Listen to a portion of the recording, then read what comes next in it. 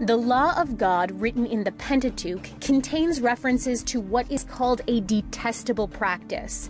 It was so serious that if an Israelite participated in it, they would be sentenced to death by stoning. That practice was human sacrifice. In Leviticus and Deuteronomy, the Canaanites were said to sacrifice their children to the pagan god Molech by burning.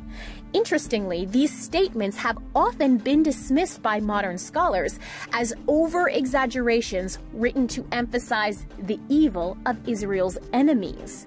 However, the Bible is not alone in its unveiling of these practices. There are many Greek historians that write in depth about ancient child sacrifice.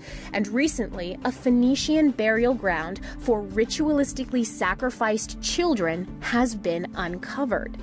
An examination of the remains buried in clay urns at the site has revealed over 20,000 burnt remains of children, the majority of whom seem to have been killed between 2 to 3 months of age.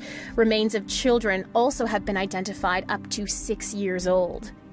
Disposal of the bodies by burning are clear from the remains, and written Greek records fill in some detail. According to a 4th century BC historian, children were sacrificed at the beginning or completion of a vow to a god.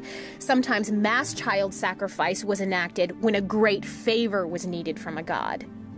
Despite disturbing details from history, we do know from the Bible that these practices did slip into ancient Israel. There were at least 2 kings condemned for practicing child sacrifice, Ahaz and Manasseh. Their evil ways prompted their great-grandson King Josiah to destroy the special site built in Israel for sacrificing children. Though it spread into Israel, the Bible is clear that child sacrifice is always vile and carries a solemn warning that judgment will always follow.